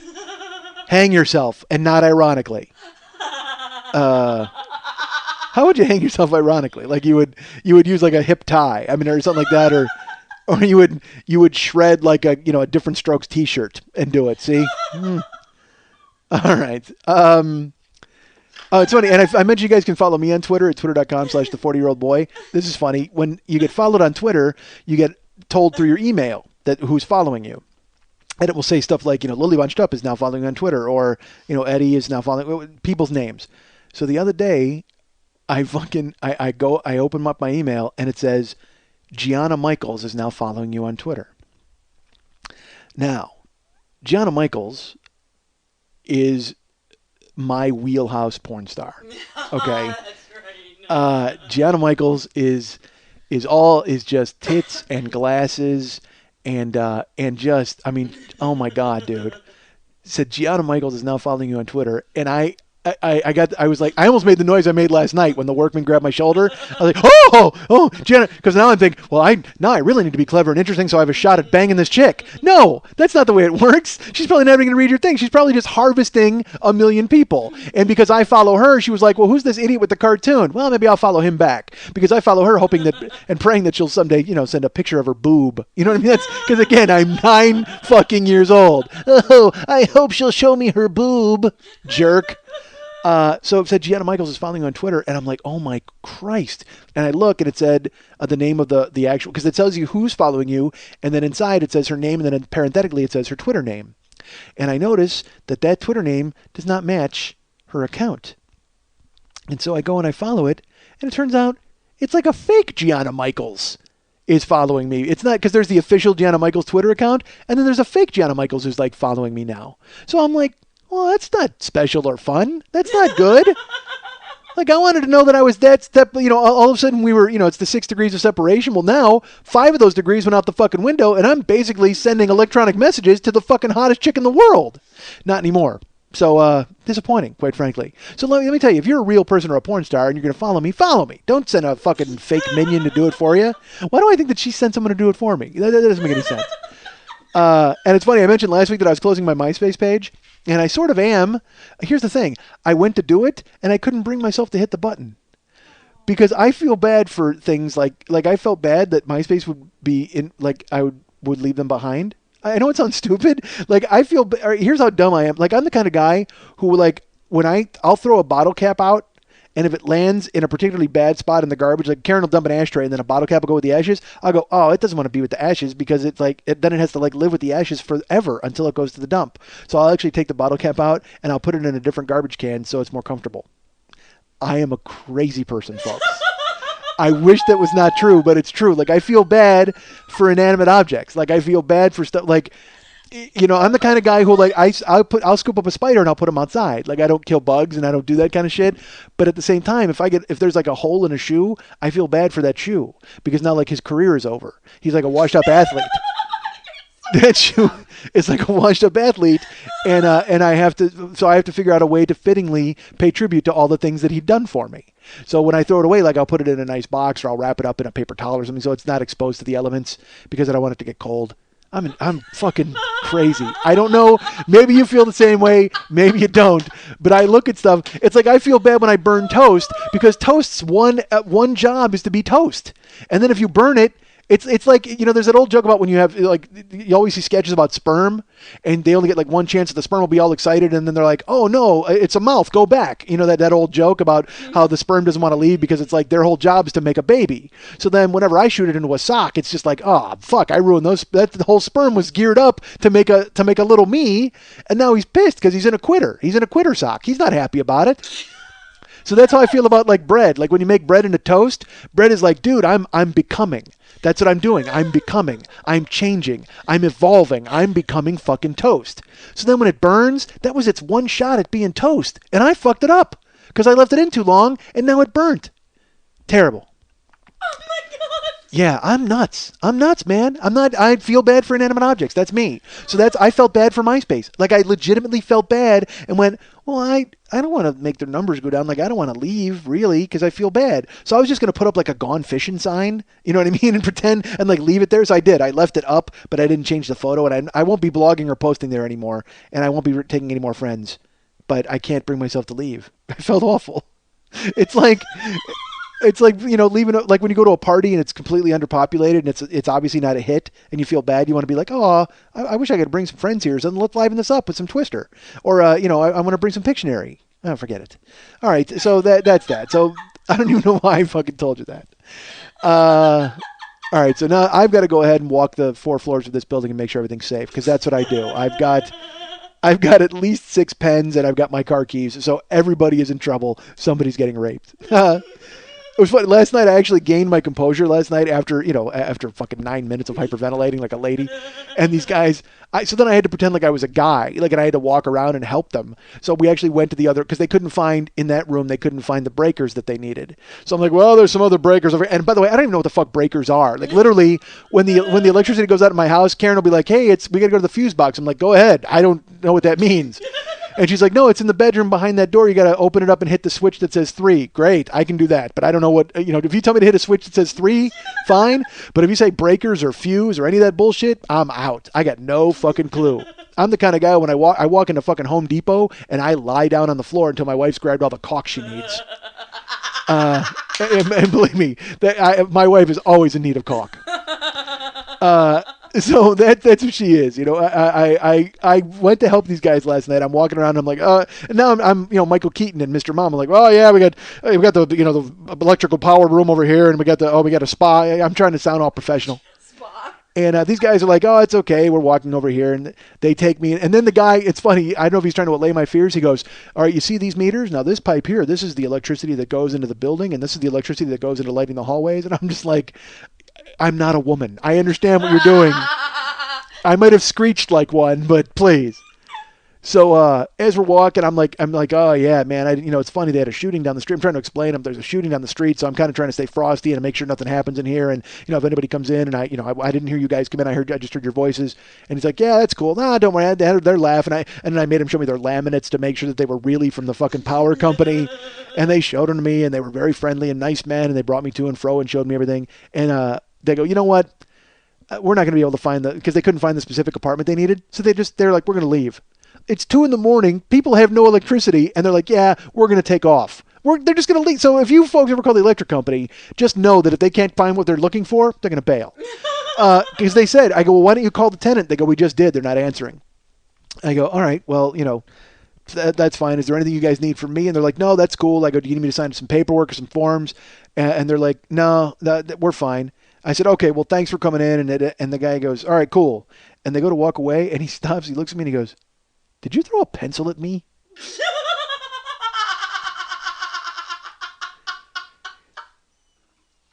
And I go, it was really a handful of pencils, actually. I thought they would do more damage that way. Who comes with one pencil? Ha ha ha. Like I'm trying to make a joke out of it. But the best part of it is, that guy, after I calmed down and I walked to every room with both of them and I showed them everything, he was waiting the entire time to drop, did you throw a pencil at me? Right in my fucking lap. That guy had me fucking sussed. So he humored me all the way through the other workrooms and me talking shit about breakers and all this other nonsense, trying to still sound like a man.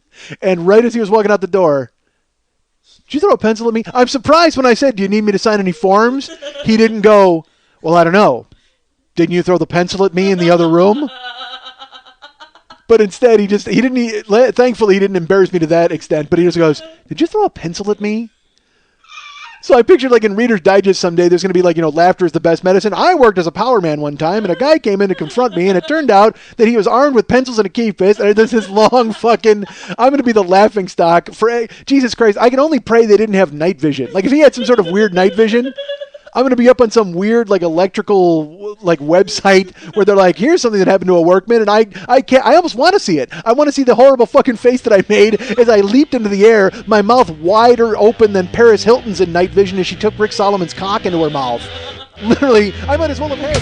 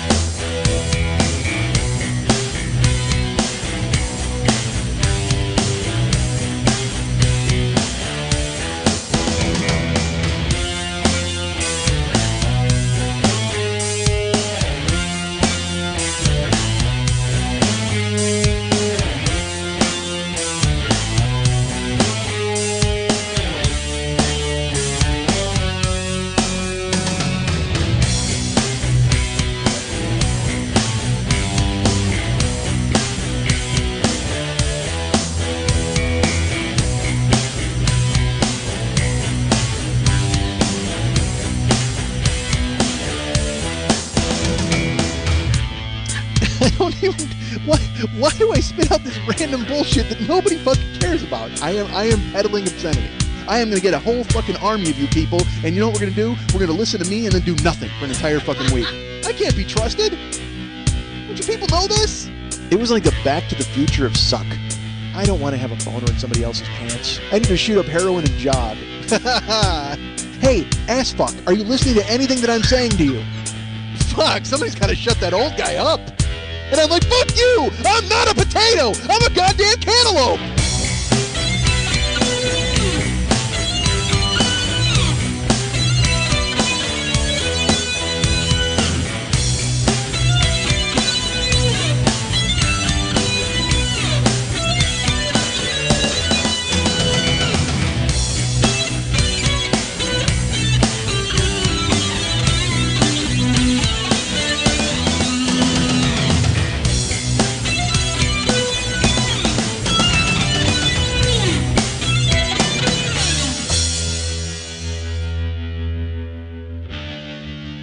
Hi, Mike. Hi, Mike. Hi, Mike. Hi, Mike. Hi, Mike. Hi, Mike. Hi, Mike. Hi, Mike.